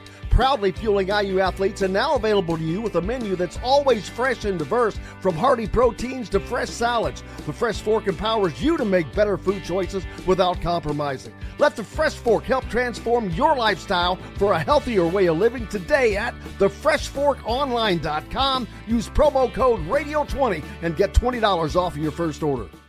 Hungry for something a little different? Well, head to the Rusty Gator Fork and Ale in Bedford, where oceanic flavors meet southern charm with a Cajun flair, like their loaded voodoo fries, gator bites, or jambalaya, and so much more. The Rusty Gator also has live music each Friday and Saturday night with some of the best local and regional artists around.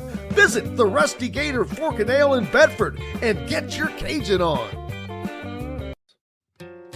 Located on 325 acres in beautiful Brown County, Indiana, Hard Truth Distilling Company is the biggest and the best craft distillery around. While Hard Truth is already known for producing internationally awarded whiskeys and spirits like Hard Truth's sour mash bourbons, sweet mash, and hard road ryes, as well as their cinnamon vodka and the always popular toasted coconut rum. Hard Truth Distillery offers so much more. With a full-service restaurant, ATV, and distillery tours, as well as live music, you can spend an entire day at Hard Truth Distillery while making your entire family or group happy. And that's the Hard Truth. Hard Truth products are available across Indiana, as well as many other states. So no matter where you shop, if they don't carry your favorite Hard Truth product, tell them you want the truth, the Hard Truth. Hard Truth Distilling Company encourages you to enjoy all of their products responsibly and to never drink and drive. Welcome back to the Hard Truth Distilling Company studios on this Thursday. Indiana Sports Beat Radio coming at you with Kevin Brockway, K-Bro from Gainesville. What's the official name of your paper, Gainesville? The Gainesville Sun, Jim. Sun Times. Okay, Yes, I thought it was the Sun Times, Times. yeah. But, oh, it is the Sun That's Times. Chicago. Chicago is the Sun Times. All right, why'd you not get on with the Chicago police? Yeah, exactly. I knew you were going to go there, yeah. How do you little inside movie trivia there. Midnight Run, great. Oh, one of my all-time favorites. And K-Bro, you've gone from covering the Big Ten to covering the SEC. You've gone from covering what was probably the best basketball conference in the country to what is now the best basketball conference in the country. And it is amazing how dominant as a conference they are, or how deep they are really, with really good teams. Auburn, Ole Miss, Tennessee, Alabama, Kentucky, Missouri, Florida, now Georgia, Mississippi State. All of those teams are really good. Those are the really good teams. And of course, Auburn stands head and shoulders above those all, I think. Did you mention Tennessee also, right? The Vols, yeah. I did, yeah. And the Big Ten has depth. It just does not have. I don't know how good Michigan State or Michigan really are. I don't think they're Auburn good, but then again, no one is really Auburn good. Auburn is kind of they probably are the best team in the country with Johnny Broom, although they kicked the snot out of somebody the other day without him, which is a great sign for Bruce Pearl's squad. Well, I talked to Bruce, obviously, for Blue Ribbon Magazine, and he was very high on his team because he thought that they were going to be a much better defensive team as well, and really athletic and deep. And I think they showed that certainly in that win in terms of, being able to compensate without Janai Broom. But Broom is great rebounder, great rim protector, who has, kind of evolved and developed offensively throughout his career. And, an example of a guy, NIL, right, that, probably 5-10 years ago would have been in the draft already. But because now you can theoretically, now you can pretty much pay players. He's found a home at Auburn, and had he got in the NBA draft, he's kind of a tweener, so he wouldn't have necessarily been a surefire first round pick. And I think it certainly benefited Auburn. And And in a way, I think it benefits the game a little bit too, because you're starting to see, even though players are jumping from team to team, if you have a good culture and you keep a guy in the right situation, you can kind of keep them around for a few years and develop a core if you're able to do that. Yeah, and it has been amazing to watch the rise of teams like Ole Miss, Mississippi State, now Georgia, who, Georgia's got basketball tradition. Mississippi State and Ole Miss are not exactly basketball powerhouses when you think about it. Florida, of course, having a good year as well. Even they're 8-1 at home, 2-1 on the road. I mean, overall, they're 15-2. They're sitting pretty, 2-2 in the conference. I'd imagine it's been a fun year covering the Gate Tours. Yeah, certainly. Listen, they picked up last week their first win against the number one team in the regular season in school history when they knocked off Tennessee, and they just obliterated them. They dominated them 73-43.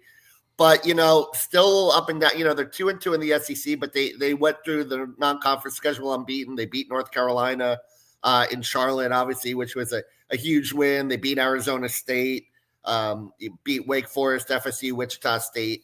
So they had some nice wins in the non-conference, but no ranked teams. But this is the gauntlet. And what happened was certainly, obviously a little disappointing on Tuesday night. They kind of took a half off. They didn't come out with really good intensity in the first half. They fell behind, very similar to Indiana. I think it was 50-34 at the half, but they clawed their way back in the second half and kept on trying to play uphill. Jim, as you know, though, in college basketball, it's so hard to play uphill, and came up on the short end, 83-82. So probably a lesson learned there for Florida because, they had a 16-game home winning streak going back to the 23-24 season that was snapped. But I think it shows in the league, like if you don't bring it every night, you're going to get exposed. And I think that was certainly the situation for Florida. Interesting aside, for Missouri, right? You had Tamar Bates. I think you had 10 points in that game. And former Indiana All-Star Tony Perkins had a big putback on a missed free throw, a three-point play as well. The kid from Lawrence North, he's also playing for the Tigers. So, Jim, and I guess I will coin this phrase I learned 20 years ago from Ron Zook, but I'm guessing there's a lot of noise in the system up in Bloomington right now. A lot of noise in the system. Rat poison. Yeah, it's getting bad again. Part of that, and I blame a lot of that on the administration, because this is back-to-back really bad situations they've allowed it to get to. And different people have different takes on it. Sure. I think personally, I think they should have made this decision last year. I think they should have been proactive, made the decision. They could have gone out and then they could have gotten Dusty May. And I promise you, today, you know what they would be talking about? Indiana is tied with Michigan State in the Big Ten Conference lead. But instead, Indiana is free falling and hoping to just stay alive for the Big Ten Conference tournament, because 3 teams will not play. Right now, you're going to have to be worse than Washington, who's 1-6 in league play, followed by 1-4 Northwestern and 0-6 Minnesota. Indiana has a game at Northwestern coming up, by the way, but they are where they are, and now they're going to have to endure this rest of the season. Then yesterday, there was a social media beef between Luke Goody and Dan Dockich. I'm not afraid to say who the player. I mean, everybody knows what was going on. And my first thought was, why? Why on God's green earth are you in this position? Why are you having a beef with anybody right now? Why are you engaging anybody? And of all people, someone who could probably just eviscerate you like that. Regardless, it just goes to the heart of what I think the biggest issue is with that program, there is no discipline of any sorts. They have no self-discipline when it comes to stopping themselves from engaging in that, from gambling to late hours before the night before a ball game in the Bahamas, from being out at a bar very late the night before a game. There are just ongoing things that it's just I think it's a very country club atmosphere. That term is used, and it is. Why are you? For a guy like Luke Goody, why aren't you in the gym working on your game instead of being on social media? That's what I would want to know. And saw a lot of that. Saw a lot of those kinds of responses. He's listen, he dug his own hole there. You don't read the room, by the way. You're in a press conference. Don't be, criticizing the fan base after you go out there and lose by 25 and fall behind, that badly in the first half. But, you could talk about heart and effort too. And I, certainly I saw some of the clips and it was pretty damning. But let's take a look at this also from a clinical standpoint, Jim, since we'll go back to 2019. That was the year I started covering the program a little bit. Tell me one guard other than Jalen Hood-Schifino that really scared you, that's been on Indiana's roster, that you really had to you had to add that last part, huh? Yeah. Other than Jalen Hood-Schifino, who it's identifying, without guard play, without elite guard play, you're not going to get to an elite level. And for whatever reason, development, recruiting, they have not found backcourt guys that can really take you to the next level, other than Hood-Schifino, who, by the way, the year they had him, they got to the round of 32. So what does that tell you? Beat Purdue at Purdue that year as well. Yep. As a matter of fact, that is probably still the biggest win, without question, of the Mike Woodson tenure. No question. And that came how long ago now? 3 years ago? Yep, you're going on 3 years ago. But I think that's the big bugaboo. They've got to, somewhere in there, they've got to find a way. I don't think that he has an eye for the right. I don't think he has an eye for talent. I don't think he has an eye for the players that are actually needed in today's game. Exactly. But then again, his style does not. Yeah. Right. But Mike Woodson's style does not match that. Yeah. He's not worried about the guards. He's worried about his post players. Does he have two bigs that he can run? That's his biggest concern. Yep. And everything else works around that. Now, I will say you've got players like Mackenzie Mbako and Luke Goody, who are really great pieces, who on another team would probably be doing a lot better. Mackenzie Mbako is just falling off like a rock. His last 3 games have been atrocious as far as he scored in single digits in all 3 games. I don't know how many minutes he played in the last one. He had averaged 15 minutes of only in the 2 games prior to that.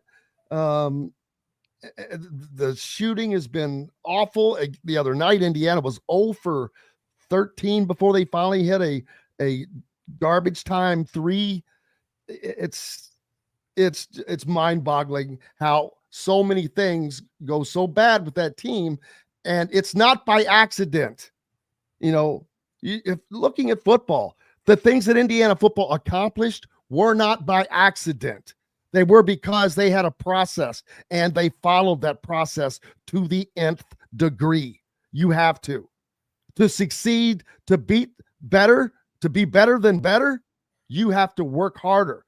And I don't think that Mike Woodson knows what hard work in college is. Well, there's a guy in Ole Miss that has this program working really hard right now. And, boy, is it ever. He coached under Bob Knight, and I know he's got some baggage. But you know what? I think that he is a perfect fit, and Indiana would be giggly next year. Dusty May or Chris Beard. I'll be honest with you. Either one of those would be great gets. Chris Beard may be a little more accessible he might be more available because, first of all, I know he would jump at the opportunity to be the guy. And everybody keeps saying, who would want to come here? Who would want to come here? Get off of that. Let me tell you, Indiana is still Indiana in the waiting. They are just waiting to bust out. NIL and the transfer portal are a godsend to get that program back to being what it was. And they can get there with the right guy. Look, Louisville, Kentucky, Michigan, Ole Miss, Mississippi State, Indiana football. Coaching matters. Yeah, no question. No question. You get the right guy there. You've got the resources, like you said. You've got the tradition. You've got the history. You've got, the iconic, arena and assembly hall. You're playing in the Big Ten. With the revenue share and the house settlement, that's only going to benefit the Big Ten, right? Because they've got the best TV financial deal. So I think a lot is in place for Indiana to be successful if you get the right guy, and I think that's the thing. And the right guy in terms of, being able to coach, being able to recruit, being able to attract the right pieces, and also, getting them to play, hard on a night in, night out basis, developing a culture, which I know is an overused word, but, developing a culture of accountability and certainly, and look, college kids, are going to do dumb things. I mean, we went out, late at night and so forth and everything. You know what? I guarantee you, I'm not. Yeah. I am not getting on them for that because I'm thankful for you saying that because I was just as dumb. I did dumb things, did worse things. That's what kids do. I don't. Yeah. But I also was not getting paid over $500,000. I also was not on the most high-profile athletics team. Yeah. It's just there's a lot of things to go with that. Yeah. What's the phrase? To whom much is given, much is expected. Yeah, and there's got to be maybe a curfew the night before games. Now, I mean, if it's like obviously not. If it's during the week, you shouldn't need one. You would think you wouldn't need one. You would think, right? But I mean, these are, like I said, these are 18 to 21-year-old kids. The frontal lobe of the brain, Jim, doesn't fully develop until you're about 27, 28. So these kids. But here's another point to make. Yeah. And I'll just use Indiana football. I don't recall one instance this year. One instance of disciplinary action. Now, I could be wrong. I may have forgotten it, and I'm sure the fans will remind me, but I don't recall discipline problems. And we're talking 125 athletes here. 125 jacked up athletes versus 12. You could make the argument, I think the beginning of the end for Tom Allen was when he didn't suspend Peyton Hendershot for what happened the previous offseason, and that's, like I said, that was, to me, that I lost a little respect for Tom for that. And listen, hey, Tom's done a nice job, reviving. How about Tom Allen? Tom's rolled, baby. He just moved from Penn State to Clemson. Dabo. Yeah. But he had a chance to kind of show to the fan base that he cared about domestic violence, and he didn't. So, to me, that was disappointing, to me. Yeah, personally. I don't know all the definitive details on the inside of that. So you may be right, but the police report was pretty clear what Peyton Hendershot did, and there wasn't any. Yeah, but police reports are not. They can sometimes skew them how they want them to be skewed. Yeah. But I'm not, and I am also not saying that condoning or anything such of that nature. I'm not. I'm just saying I don't know all the details, so that's it. But congratulations to both. Peyton Hendershot has gone on to have had a good career, and then now Tom Allen is now with Clemson. I can see him running down that hill, baby. No, they're not the Warriors. Howard's Rock. I can see him running down that hill. I was happy to see him, have success with Penn State, and the fact that, what really cost him that game was Drew Aller's interception, because Tom dialed up a really good blitz to get Tennessee to get Penn State the ball back, and but Notre Dame is riding this magic carpet ride. Who do you like Monday night? You've seen both teams, Notre Dame or Ohio State. Ohio State. They're playing. Both teams are playing at a higher level than before, but Ohio State has really taken it up. Their offense is Will Howard specifically has kind of grown up as a quarterback in the last 6 games of the season. After the Michigan game, especially, man, the difference between that Michigan game and the Tennessee game, whoo, mercy. Knowles has their defense playing really well too, and obviously that Jack Sawyer play was huge. They play really good defense around the goal line. You got to give them credit there. I like Ohio State too. I think it's going to be a 31-21 kind of game. I think Notre Dame will hang with them a little bit, but I'm tired of seeing Lou Holtz on social media, by the way. I mean, give it a rest. Come on, it's I like, saw a comment he made. Ohio State has some good players and they're dominant, but Notre Dame has the character. Notre Dame has the will. Notre Dame, the Fighting Irish are gonna win another national championship. And speaking about character, check Lou Holtz's record. Everywhere you go, there's some kind of NCAA issue. I mean, he had him at Notre Dame at the end of his tenure, So I don't want to hear this, old Muppet talking about, character or whatever.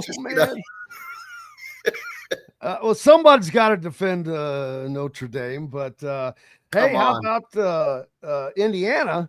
Their only 2 losses. All the crap they took. That aggravates the living crap out of me, because they got pounded on after losing at Notre Dame. Yep. That's something everybody seemed to forget, that it was so easy. Well, why didn't Tennessee get pounded on? They got beat worse than Indiana did. I agree. And Indiana's only 2 losses were to the 2 teams that are playing in the national championship. I think Herb Street, he got caught up in the SEC bias, unfortunately. And who knows who was in his ear. His nickname is now Herb Street. And and like I said, who knows who was in his ear to say that. But it blew up in his face because, listen, the SEC is no longer the best conference in America. And I watched it I covered it during the season. And they are in basketball. It's still, they are in basketball, but it's still up there. But, look, the Big Ten right now it's 1 and 1A, Big Ten and SEC. Indiana will have a better team next season than they did this year. Now, that is not to say they will have a better record. Yeah. Because their schedule includes, there will be no crying about their schedule next year. I can tell you this, because they go to Oregon, Penn State, Iowa. There you go. So, that's going to be to me, they only have to win one of those 3.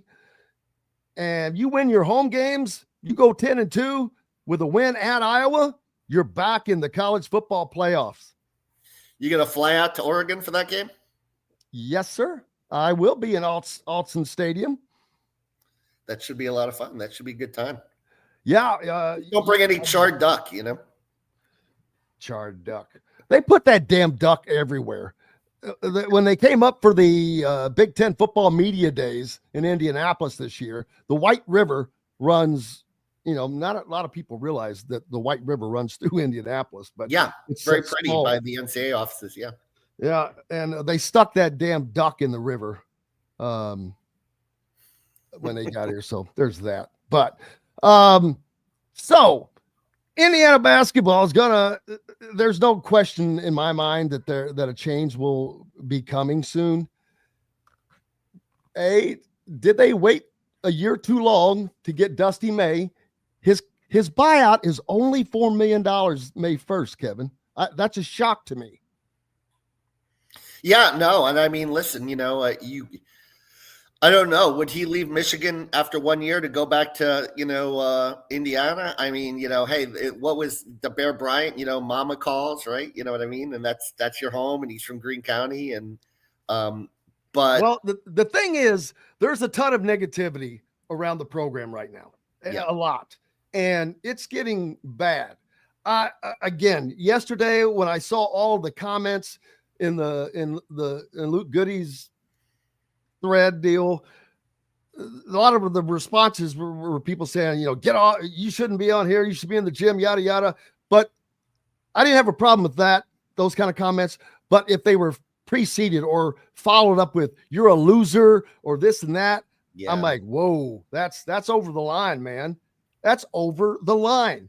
I don't have 90% of the people say stuff, 99%, that they would not say to your face. And that aggravates, you know, keyboard warriors are just great. But it's very bad right now. I don't know that he wants any part of that. Yeah, we both know Dusty, obviously, and you know him very well. And, you know, he doesn't strike me as the kind of guy that would leave a program after 1 year. I don't think. Like, I think he wants to see it through at Michigan and see what he can build. And it was just a timing thing, I think, you know, with regards to that. I just think that, you know, but there are going to be some other people out there, you know, like I said, Chris Beard is probably a guy that's certainly enticing, you know, but will administration. Well, and I think that he is actually the most attainable, in my opinion, because he's at a place where it's not a place where you're going to stay. Yeah. That's not a long-term deal, but he's having success. How in the hell can you have success in a place like Ole Miss, in a conference like the SEC, in a season in which they are curb stomping everybody else in the country?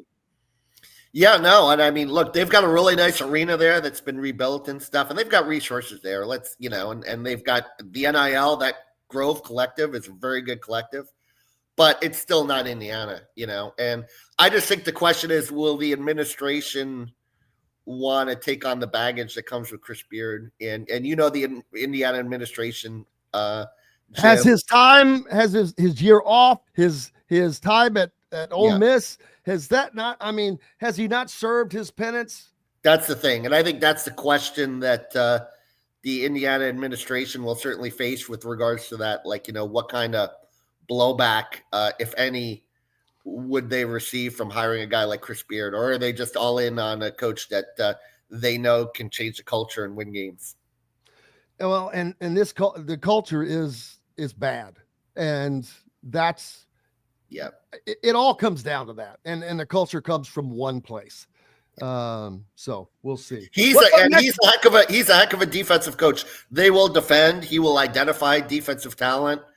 They'll protect the rim, and that's where you'll see the biggest change with him. You know, but you'll see slog ball. I think it'll be a lot of, like, you know, he plays a lot of 60 to 50 type games, but if Indiana fans are okay with that style, as long as they win, I think that's, you know, obviously, you know, you ultimately win with defense. I think we both know that.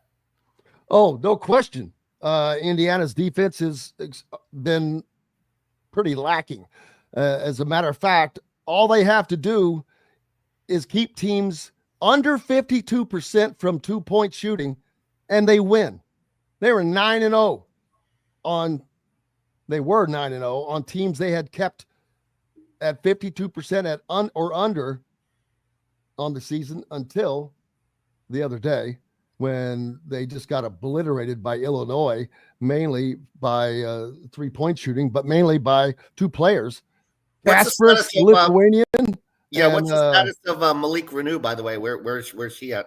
There's no update on that, and not sure when he'll be. He seemed to be walking around fine, but it must have been a substantial strain, because to miss, he's been out for what, 3 games now.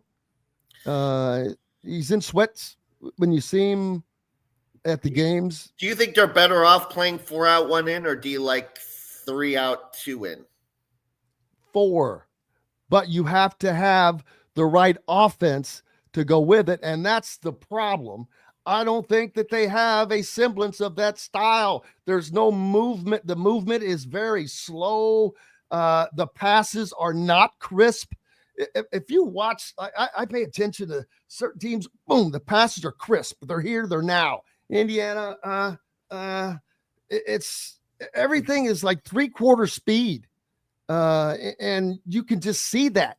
That comes from practice. That comes from not having that demanded of you. So it's not just ingrained in you to know that that's the effort you have to give nonstop. Yeah, Florida otherwise, Florida was very stagnant in the first half of their game against Missouri too, offensively, and they finished with a 9-13 assist to turnover ratio, which was abysmal. And they're normally much better that way in terms of moving the basketball. Yeah, rebounding and it doesn't matter. I mean, at the end of the day, change is coming, and sooner rather Indiana's not a school that will make a change in midseason. I don't expect that to change, but I think that might be a good thing for Indiana this time. Just with all the negativity that is, but we'll see. What's up next for you, brother? Yeah, well, you could just obviously follow me on Gator Sports and Gainesville.com and, off-season football. Billy Napier survived the hot seat, and looks like he's going to come back. Yeah. And, obviously beating Lane and Ole Miss was a big win late in the season for him. And I did a story today on the NIL support seems to be picking up for him. Do you think Indiana deserved to be in the playoffs? Do I think it? Yes, I do. Yeah, I do. I think at some point, merit has to come into play. And, how about all the people that were just clamoring for Alabama, who lost their last 2 games of the year by scoring 3 points against a cellar dweller Oklahoma team, and they get beat by Michigan.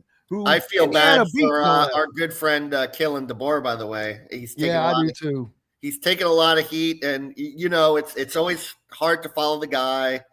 And certainly, anyone that was going to follow Nick Saban, it was going to be difficult. But let's see when he gets his own quarterback in there. He inherited Jalen Milroe. Milroe was really up and down.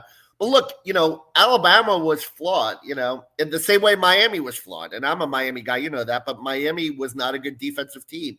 Alabama was not a good offensive team. If you looked at it objectively, in terms of complete teams, Indiana was a more complete team than both Miami and Florida because they could, win games on both ends. So if you looked at it that way, Indiana was certainly, while maybe not necessarily as talented in some ways, was a more complete team.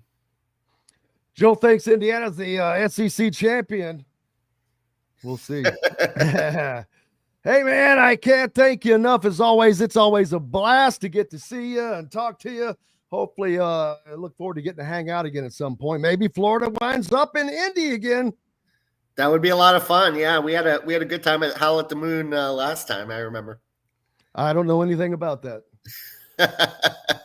K-Bro joining us here on the program today. Can't thank you enough, buddy. All right, thank you, buddy. Thank you, sir. That is going to wrap it up for us today. I cannot thank each and every one of you enough. Appreciate you so much for being with us every day. We're back tomorrow to do it again. Todd Lurie, of course, Zach Osterman, Matt Taylor, Brian Alt. We're going to talk some Indiana football again with Brian, the recruiting writer for thehoosier.com now.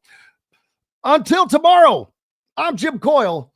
I will see you on the radio. Thanks for listening to Indiana Sports Beat Radio.